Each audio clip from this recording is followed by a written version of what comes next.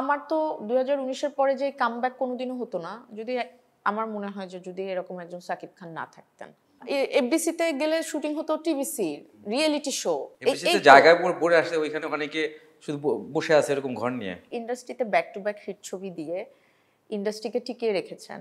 এখন এসে আমরা এসে কাজ করতে পারছি।